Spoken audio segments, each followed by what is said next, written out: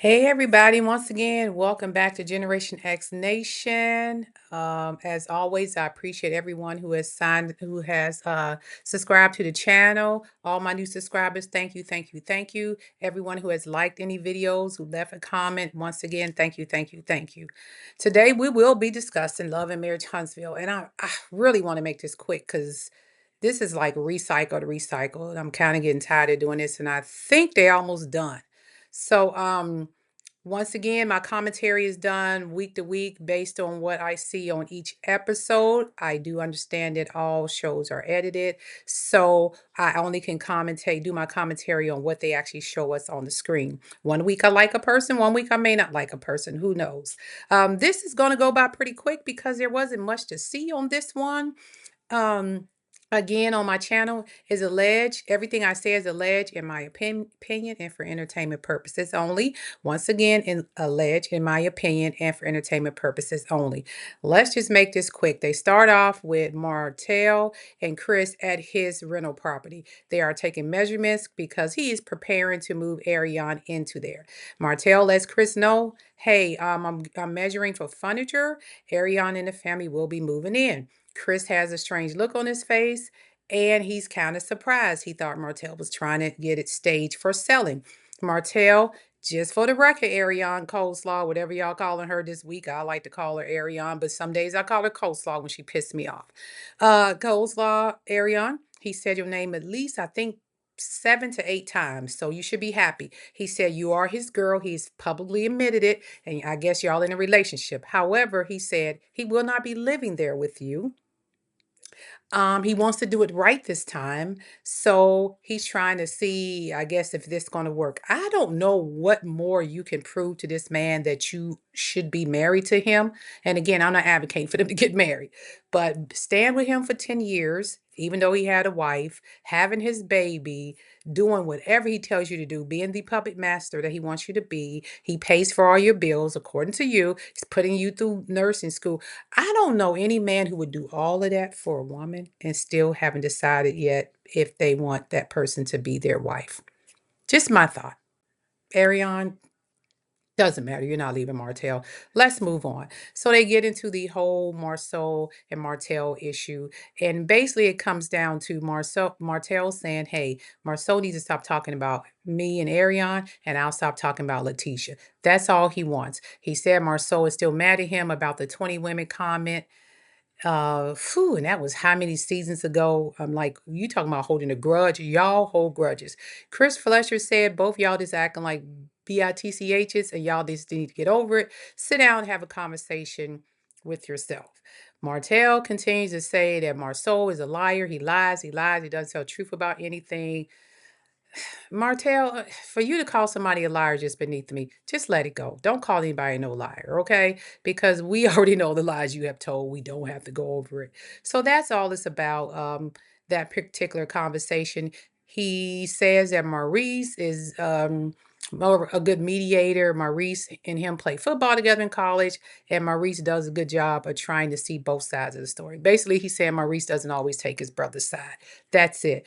The bottom line is Marsau and Martell need to sit down and have a one-on-one. Martell is mad at Marsau for saying what he said about Ariane and his girl at the picnic when he said, I guess she gets around town. Martell says Marsau is still mad because he told LaTricia that Marsau and Maurice has slept with at least 20 women, like they've cheated just like he's cheated. At this point, this sounds like freaking children. This sounds like freaking high school to me. Y'all are two grown ass men with families, okay? Done been through marriages, divorces, breakups, whatever the case may be. And this is your argument? You got to be freaking kidding me. All right, we'll move on to the next scene. Okay, the next scene is basically more man baby shit. We got Ken sitting there complaining about Trisha to Will. I like Will. We need to know more about Will. Because either Will is a really good guy or maybe Will and never mind, let me leave that alone. Will is finally saying, Ken is finally saying what everybody else has been saying. And Will is looking at him sideways, like, Ninja, where you been? We been telling you this shit. Trisha don't appreciate you. Trisha got you, he's mad because apparently Trish walked in front of the camera while they was filming on the podcast. Didn't say hi, bye, hug you, love you, whatever. That offended him because he couldn't show off in front of his friends how great his lady is. I guess Ken at this point feel like he's being used. I don't know where you get that from, Ken. They get to arguing. Apparently, Trish's son comes downstairs, drop the keys on the table. I'm thinking that they're tired of hearing the same argument from Ken. I bought this for you. I paid for this. I da da da da da for that. And I think even the son said, "I'm tired of this ninja telling everybody he bought me a car. Here go the keys. Keep me out of it." See, last season, they were going back and forth, and I said, "Hey, them kids need therapy." He talking about the kids are fine. Him and Trish said the kids are fine. I said, "No, them kids need some therapy." They hear y'all in the house arguing. I don't know why you don't think they don't hear you. As loud as Trish is, and as loud as Ken is, them kids hear you, and it is affecting them. And this shows it when he came down there allegedly and dropped the keys on the table during their argument. Now, after that, I guess him and Trish were going back and forth. He said he's not sure about Trish. He's not sure if he wants to marry Trish. She embarrasses him. Let me look at some of my notes. He doesn't know if he wants to be in the same situation as Marquez. He feels like he doesn't know where to go. He's saying, "Hey, if I leave here once again, if he leave here, how's she gonna make it? Because you're paying all the bills." He said he went and talked to a realtor, possibly to find another place to live. So you're gonna pay the bills there and pay the bills your new place, or you just gonna leave Trish hanging? And I guess Trish feels a certain way about it's just all of, once again, high school stuff. Dangling fruit in front of people. You should have never set yourself in that position.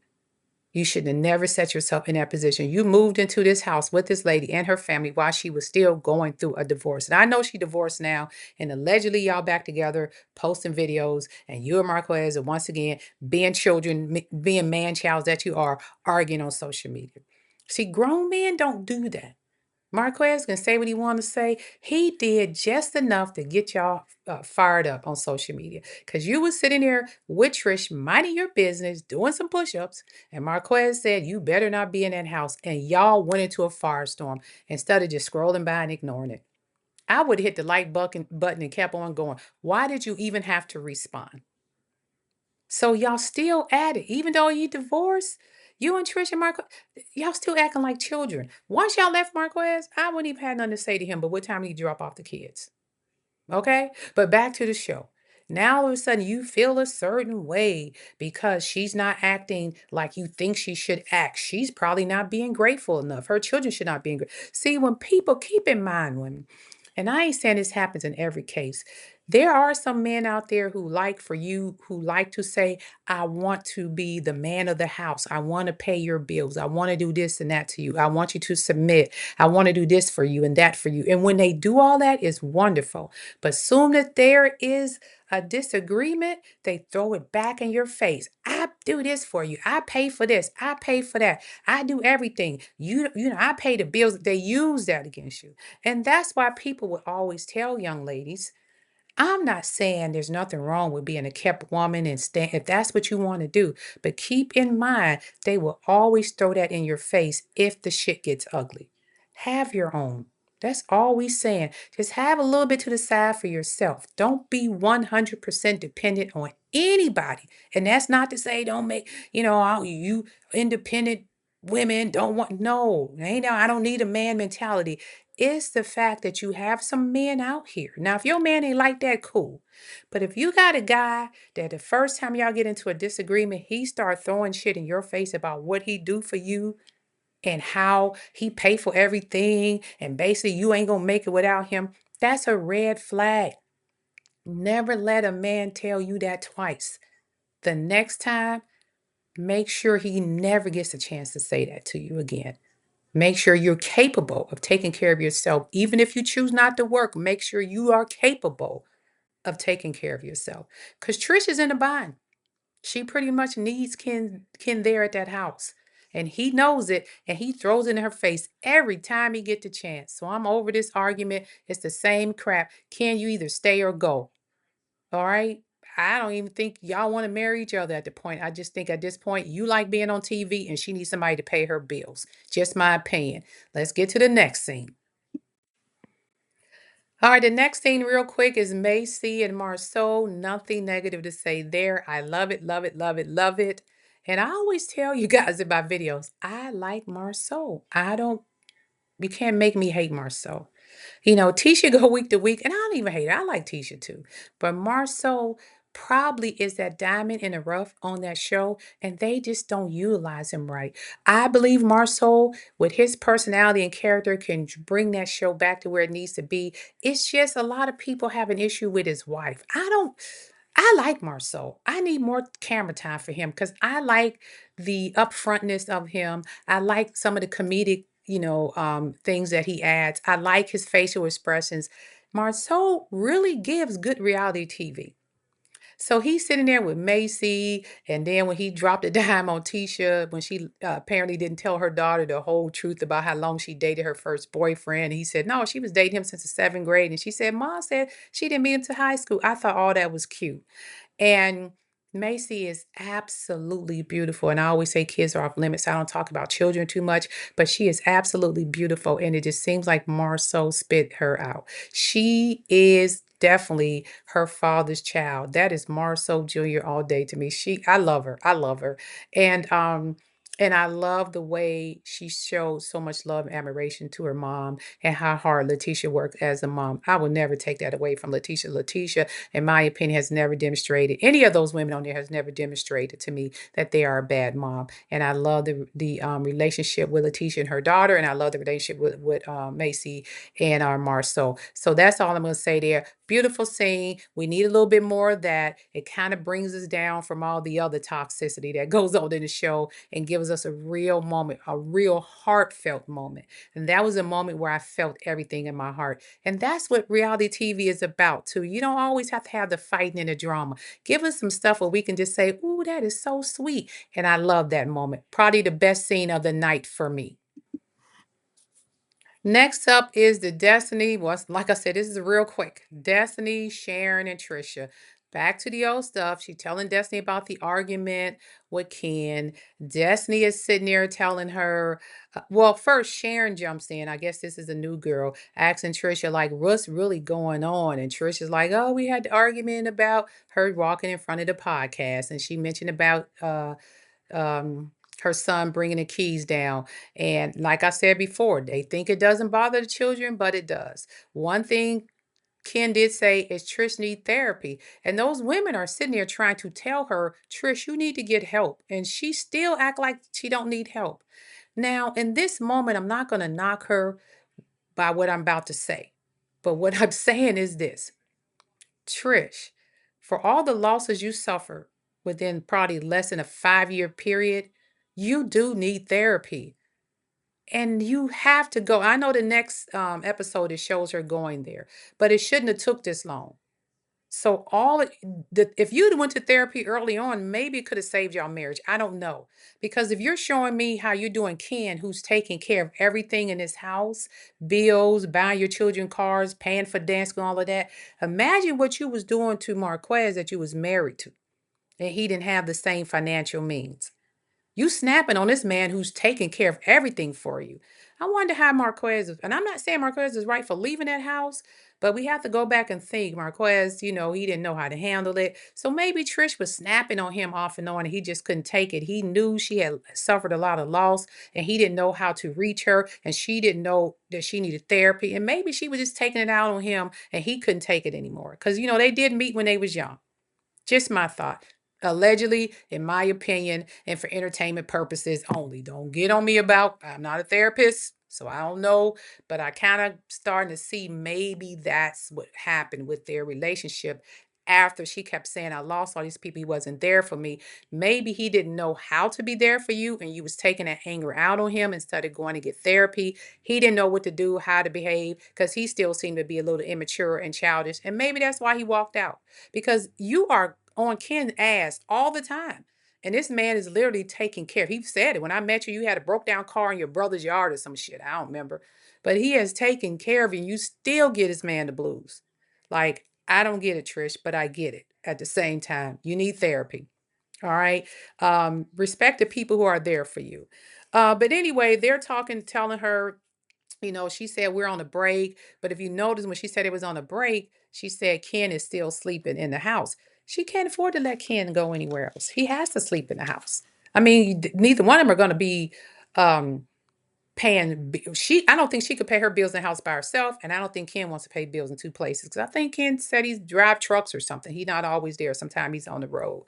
Um, Destiny gave some good advice. It's just odd to me because I feel like Destiny needs to take her own relationship advice. She talking about, you can't match the energy with the energy. Um, you kind of are aggressive. Is this worth fighting for? Destiny calling somebody aggressive is beyond me. But one thing I noticed about Destiny in this particular scene, she did show a little bit of humanity.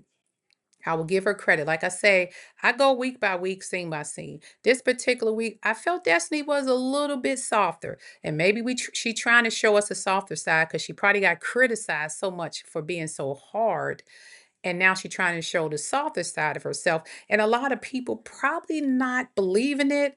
But in this moment, I did see Destiny just for a little bit try to show a softer side of of Destiny. Maybe that's the Destiny that some of the other people know and love. But she never displayed that when her other castmate was there. Every time her other castmate came into a scene, something came over her, and then the rah-rah just came out. So we never seen you like this before, Destiny. Very, very vulnerable. So it's kind of hard for us to believe that you're being real. All right. And this could be who you are outside of the camera, but it should never have been a point on this show where your one castmate made you evil every day. Because that's where we don't get. And even to this day, I've seen a couple of interviews. Like I do say, I don't do a lot of videos because I am a little busy during the day. But I've seen interviews where people have been showing clips of Destiny, been on certain podcasts, and when even on her live, when that person's name is mentioned, it's like a whole different presence come over her face. Like, do you not like her that much? I mean, she did no more than bring you onto a platform that she created and gave you a space. But I digress. If anything else, be appreciative to that. But anyway, they talking about the kids being affected. I've said that back in previous videos. Them kids are affected. I don't care what nobody say. The kids see and hear what's going on in the house, and they are affected in how uh, Trish and Ken behaves around them. Um, and with that being said, Destiny, some of the relationship advice you gave Trish probably would have worked well maybe in your own relationships. I don't know, but you could have been in a different space then when you was with Moses and LeBeric and so on and so forth. So maybe now Destiny is getting it. I gotta tone down the rhetoric. I gotta be a little bit more, come off a little kinder, and maybe people gravitate toward me. I don't know if it's a little, as they say, a little too late because they've already have their preconceived notions of who you are, and perception becomes people reality, and they perceive you to be a nasty person, and that's probably why I hear a lot of nasty things about you online. But again, I don't have a dog in this fight. I don't like or hate anybody. I just do my commentary week to week based on episode to episode. Everything is alleged and in my opinion. For this particular week, I seen a side of Destiny that I've never seen before on the show outside of the time she sat there and talked to her dad who was sick. Okay, so moving on from that scene, lesson learned in that, Trish, get some damn help. And last scene, this is the Martell and Marsau scene, same old arguments again. But what I find funny is Martell walks in there, and I'm noticing every time they come into a scene, they start throwing, I always say the social media things up there. So they got all these pictures of Martell and his suits and walking and laying in the bathtub with roses. Let me tell you something. Judge Judy said this. She said, pretty beauty fades, but she said, beauty fades, but smart is forever. And Martell, you and Ariad, y'all are so slow. It's just funny to me. And I look at you and I say, hey, this guy is really a very handsome young man on picture, on those photos they showed. There were some very nice pictures of Martell and, with his, weight stuff on in the gym working out. But God, the brains is just, oh my God. And that's how I feel about Ariane sometimes. I think she's a brutal, she's a very attractive young lady, but then when she opened her mouth, the brains. And that's what turns people off sometimes is the stupidity in what comes out of their mouths. So Martell is sitting down there, and of course, him and Marsau are rehashing everything that took place. I'm not going to go through it line by line, but it comes down to this. Marceau basically said he and Ariane did that YouTube video because they were pissed off at what Martell said about her at the park. Marceau do not trust Martell anymore. He does not want to be around Martell. He said, I don't believe nothing comes out of your mouth. We could be cordial. We can agree to disagree and be cordial, but we ain't gonna never be that buddy friend again. We were friends for several years, and then all of a sudden, like he said, 3 or 4 years, and then the last 7 years, which y'all think about it, has been this show. The last 7 years they have been filming this show, and Martell just turned into a whole nother person. He apologized for the 20 women comment. Marceau said I had apologized for saying what I said about your girl, and we were supposed to be moving forward. I never said anything else, the little jokes I did in the limo. And then you guys just kept coming. Martell insists that Marceau is lying, and I'm kind of figuring out, trying to think, what is Marceau lying about? Because Marceau and Maurice won't come forth on TV and say we cheated. Yeah, Martell is telling the truth, we cheated. Nobody's going to admit that. Until you come up with solid evidence, they'll probably never admit it. And apparently, their wives don't care. It's not going to change the dynamics of their marriage. So why is that a pressing issue for you? You just want them to admit they cheated like you did so you can feel a certain way, Martell? Because even if they admit it, you lost your family, they still have their family. Go ahead and rebuild with Ariane. Martell said going forward, you don't say nothing about Ariane, I won't say nothing about LaTricia. And Marceau is like, we at a peace treaty at this point. But if that ninja say anything about me, it's on and popping again. The war is going to start all over. That's basically what they said. I'm not going to go back and rehatch. You said he cheated. She said he didn't cheat. You made a video. You said this about the Buick.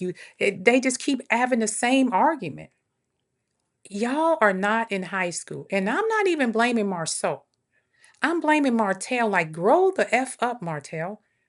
I'm I'm giving Marceau credit for handling it the way he did the whole time. Marceau never act childish to me. He stood 10 toes down on the last episode at the golf outing. He stood 10 toes down today. Marceau is like, we are grown. It's been how many years and we're still playing this bullcrap game? Let this go. Martell, get another storyline because Marceau is over it. All right. Your storyline is supposed to be Ariane, who I've always said, if you look at any of my videos, I said she is the invisible castmate because she's always on the show, but she's not on the show. Only this season, they're allowed to say her name. Okay. Ariane is back at the house. Trust me. When I tell you in 5, 4, 3, 2, 1, scene, Ariane about to go on Instagram, TikTok live, everything with Martell smiling. Hey Martell, what you think, boo? What you think, babe? Babe, what you think, huh? What do you think about this? Oh, they about to go in just to try to piss people off. Nobody cares, Ariane. And when every time you go live, they just go on there and talk bad about you. I wouldn't even go live if I was you. But she can't get on the show. So this is her way of being on the show and not being on the show. Because she is thrilled to death that Martell called her his, I think he said fiance or something. But she ain't got a ring yet. 10 years, no ring.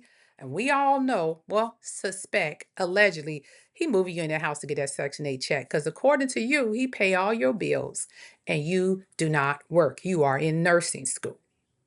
So either he buying all your food and groceries for your 2 kids and paying everything and then living with his mom on the side. It's just weird. But I just think, just my opinion, he getting the voucher. And Ariane is helping him get the voucher. And that way they can, you don't have a car. I don't understand how you can pay all your bills and he ain't bought you a car. If he balling like that, you should have a car and all your bills paid.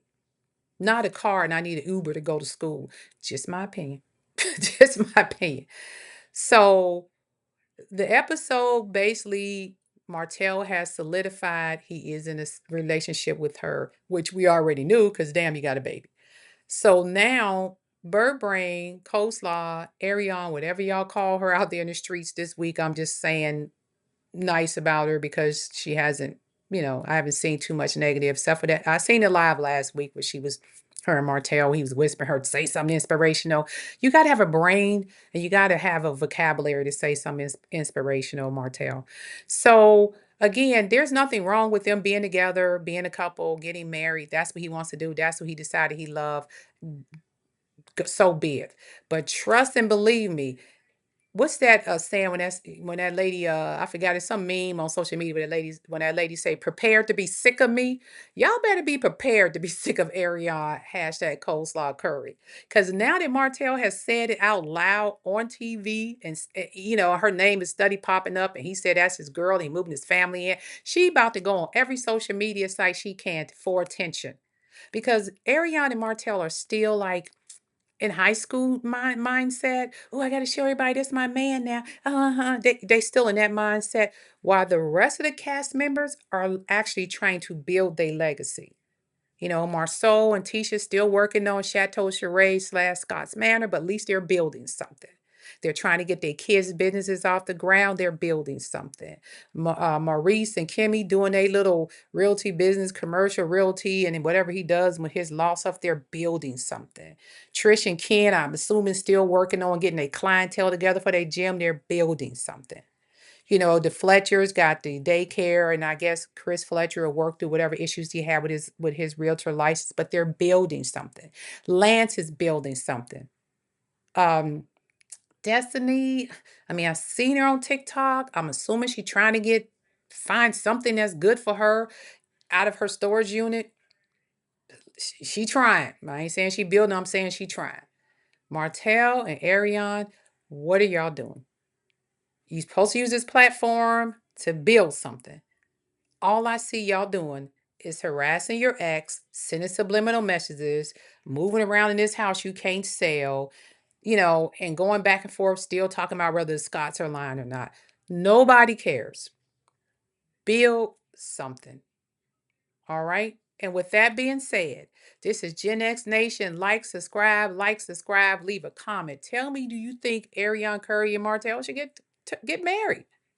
I think, hey, at this point, the ex has moved on. You are literally in her rearview mirror.